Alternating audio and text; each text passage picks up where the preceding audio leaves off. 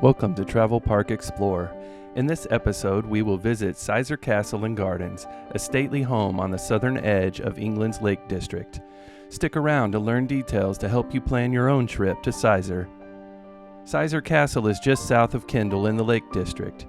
If you will be nearby, this estate is an excellent place to have a relaxing day out.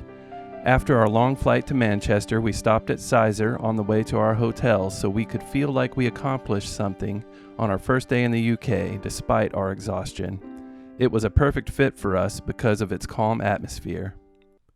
Sizergh Castle is just a few minutes off of the M6 and is easy to reach.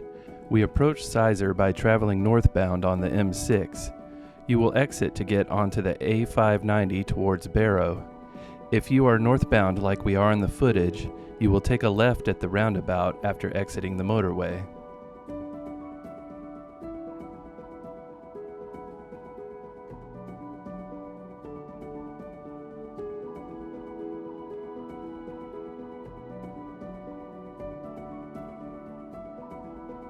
After a few minutes, you will reach another roundabout and take another left to stay on the A590 towards Barrow.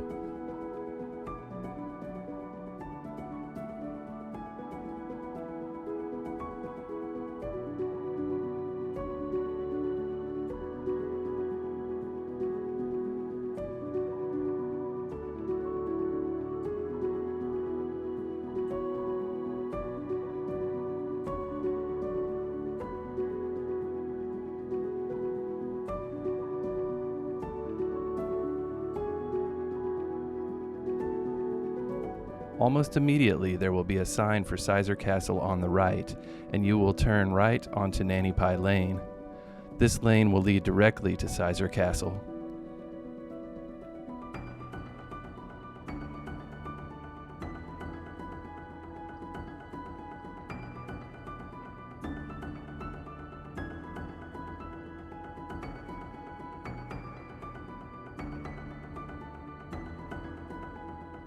You will pass a parking area for a walking trail, and then the Strickland Arms pub.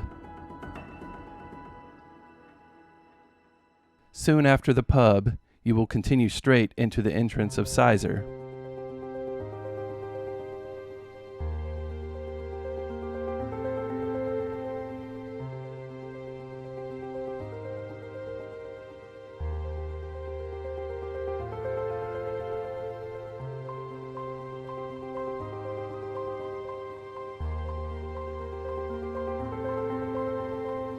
After a short trip up the driveway, you will reach the car park.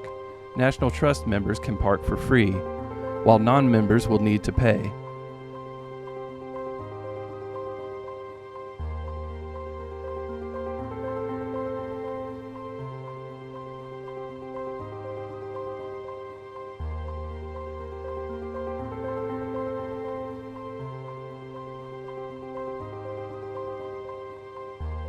The pay and display machine in the parking lot only accepts coins, and it does not give change. Currently, the price for parking will vary between £3 and £9, depending on how long you plan to stay. If you do not have exact change or need to pay for parking with a credit card, you can pay inside the gift shop. You can also pay entry fees to the castle and gardens in the gift shop. You have the option of paying for both the castle and gardens, or just the gardens. If this is your first time visiting, we recommend you see both.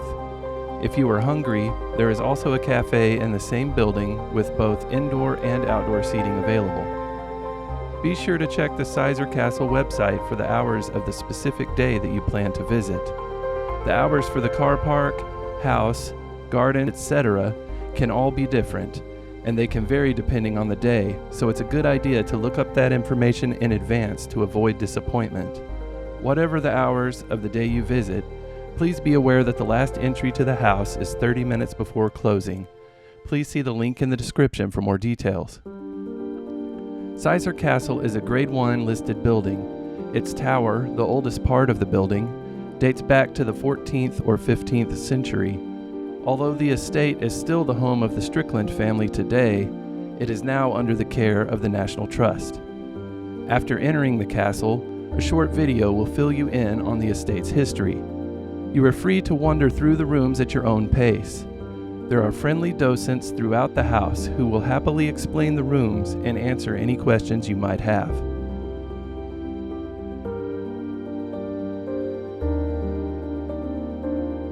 The castle is known for its paintings and woodwork, so make sure to take some time to stop and admire the artistry.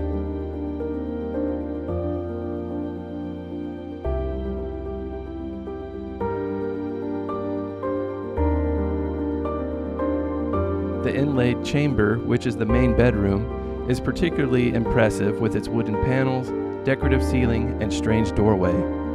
If you are a serious history enthusiast, each room has its own information sheet that you can read to get very specific details. This was a bit too comprehensive for our tastes, but we definitely loved taking our time looking at everything in the castle.